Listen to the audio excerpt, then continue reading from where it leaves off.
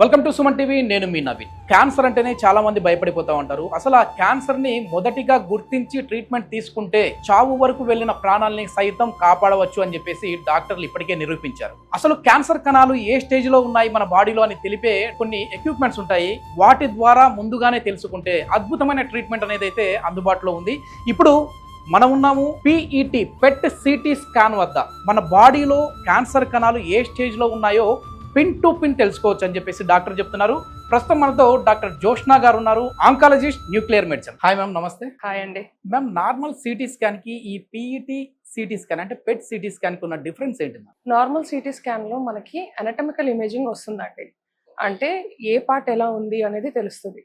So PET CT అనేది hybrid imaging దీంట్లో పెట్ తో పాటు సిటీ ఉంటది అనమాట. సో దీంట్లో ఫంక్షనింగ్ తో పాటు అనటమికల్ ఇమేజింగ్ అనేది వస్తుంది. సో రెండు కలిపి రావటం వల్ల ఇది హై ఎండ్ ఇన్వెస్టిగేషన్.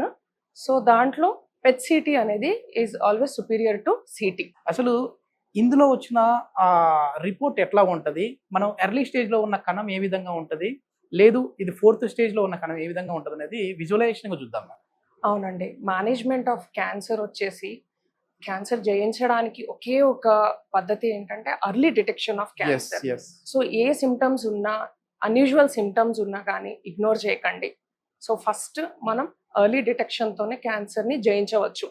ఇదే మన నానుడిగా మారాలి. ఇప్పుడు ఫస్ట్ స్టేజ్ లో క్యాన్సర్ ట్యూమర్ అనేది ఏ విధంగా విజువలైజ్ గా ఎట్లా ఉంటుంది అనేది చూద్దాం. మనం ఇందాక చెప్పుకున్నట్టు ఫస్ట్ స్కాన్ అక్విజిషన్ అయిన తర్వాత మనకి రిజిస్ట్రేషన్ ఇమేజ్ అనేది ఇలాంటి ఒక సిస్టమ్ లో కనిపిస్తుందండి. అంటే మనకు సిటీ ప్లస్ పెట్ రెండు ఫ్యూజ్ అయిన తర్వాత వచ్చే ఇమేజ్ ఇలా కనిపిస్తుంది. సో ఈ పేషెంట్ మనకి around 60 year old patient. Left breast లో ఒక చిన్న లంప్ ఒక 20 days to 1 month రేంజ్ తో వచ్చారు. వచ్చినప్పుడు మనకి ఇక్కడ ఏదైతే కనిపిస్తుందో ఈ స్కాన్, సో ఇది అబ్నార్మల్ అండి. ఆపోజిట్ బ్రెస్ట్ ఇస్ నార్మల్ అనమాట. సో ఇక్కడ ఏదైతే మనకి లైటన్ అప్ అవుతుందో ఇది చాలా చిన్నది, స్పాట్ లాగా వస్తుంది. సో ఇది అర్లీ క్యాన్సర్ డిటెక్షన్ అనమాట. చాలా అర్లీ స్టేజ్ లో ఉంది.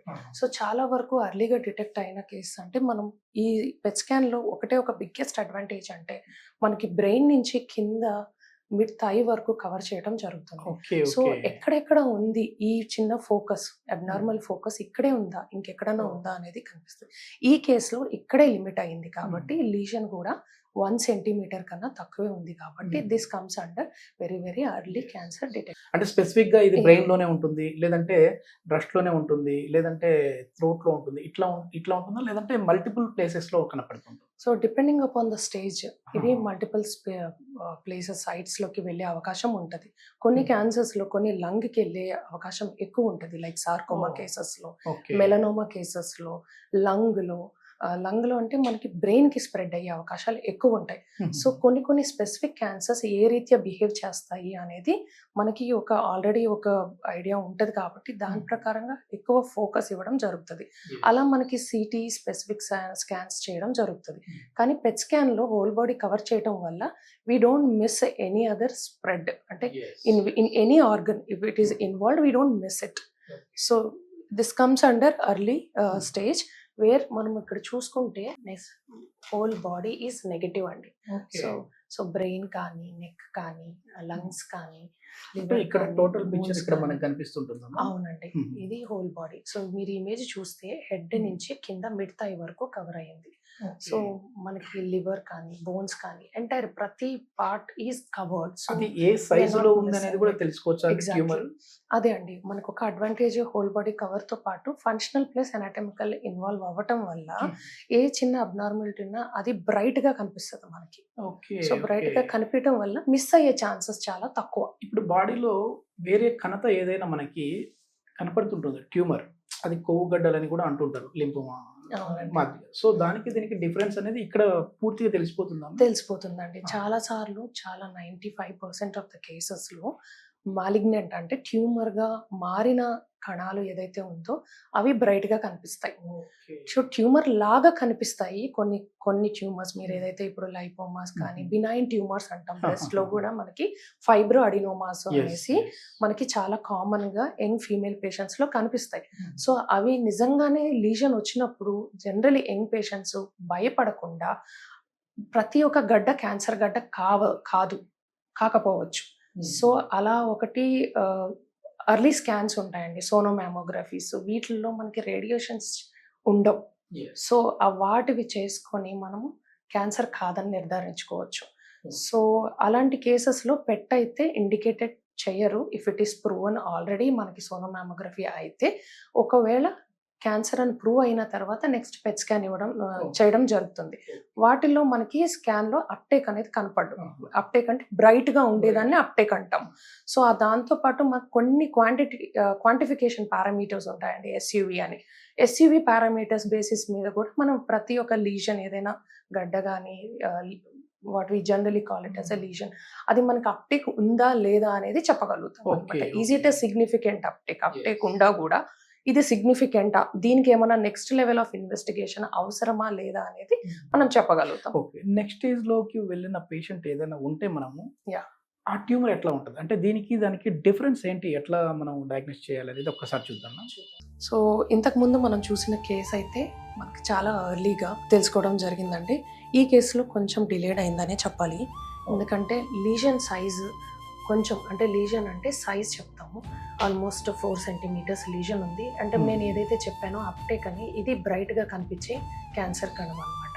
సో ఇది లెఫ్ట్ బ్రెస్ట్ లో ఉంది. దీంతో పాటు పక్కనే ఉన్న లింఫ్ నోడ్స్ కి స్ప్రెడ్ అయిందండి. సో ఇది కూడా బ్రైట్ గా ఉంది. సో ఇట్లా మనకి ఇన్వాల్వ్ అయ్యాయని చాలా ఖచ్చితంగా తెలుస్తుంది. ఇదే ట్యూమర్ ఇక్కడి నుంచి స్ప్రెడ్ అవుతుంది. సో స్ప్రెడ్ అవుతుంది. సో మనకి స్టేజింగ్ అనేది మారిపోతుంది ఉంటుంది అనమాట. సో ప్రైమరీ అంటే ఇంతకు ముందు స్కాన్ చూసుకున్నట్టయితే అది లెఫ్ట్ బ్రెస్ట్ మాత్రమే ఉంది. సైజ్ కూడా చాలా చిన్న సైజ్ ఉంది. అయితే ఇప్పుడు చూసిన స్కాన్లో సైజ్ వచ్చేసి 4 సెంటీమీటర్స్ దాకా ఉంది. దాంతో పాటు అది అక్కడే కాకుండా పక్కనే ఉన్న లింఫ్ నోడ్స్కి పాకింది. అంటే ఇది బేసికలీ చంక అనేది అంటాము. సో ఈ రీజన్లోకి యాక్సిలరీ రీజన్ అంటామండి, ఇక్కడ పాకింది. దాంతో పాటు లెవెల్ 4 అంటామండి. So cervical reason level 4. So ఇక్కడ వరకు కూడా మనకి పాజిటివ్ నోడ్స్ అనేది కనపడుతున్నాయి. కింద చెస్ట్లోకి వెళ్తే చెస్ట్లో కూడా మనకి ఇక్కడ యాక్టివ్ నోడ్ అనేది ఒకటి ఉంది. సో ఇలాంటి కేసెస్లో సర్జరీ ఫస్ట్ ఆప్షన్ అనేది కొంచెం కష్టం అనమాట. సో చాలా వరకు దీనికి కీమోథెరపీ లాంటివి ఇచ్చి ఆ సైజుని కొంచెం డౌన్ స్టేజ్ చేసి నెక్స్ట్ లెవెల్కి సర్జరీ చేయడం జరుగుతుంది. సో ప్రతి స్టేజ్లో వాళ్ళు నెక్స్ట్ ఆప్షన్ ఏం తీసుకోవాలి, ట్రీట్మెంట్ ఏ ఆప్షన్కి వెళ్ళాలి అంటే, మన ప్రతి హాస్పిటల్లో ట్యూమర్ బోర్డ్ అనేది ఉంటుందండి. స్కాన్ అయిన తర్వాత each tumour board consists of surgical oncologist, medical oncologist and radiation oncologist, రేడియాలజిస్ట్తో పాటు న్యూక్లియర్ మెడిసిన్ ఫిజిషియన్స్ కూడా ఉండి డిస్కస్ చేసుకొని which is the best treatment option available or recommended for this case అనేది డిస్కస్ చేసుకున్న తర్వాతే ప్రొసీడ్ అవ్వడం జరుగుతుంది. ఇది మొత్తం మీద ఏంటంటే చాలా వరకు కూడా మన బాడీలో ఏదైనా చిన్న ట్యూమర్ కనపడింది అని అంటే నెగ్లెక్ట్ చేయకుండా ఇలాంటి టెస్టులు మనం చేయించుకున్నాము అని అంటే అది అసలు క్యాన్సర్ కణతనా లేదా సాధారణ కణతనా అనేది తెలిసే విధంగా ఉంటుంది.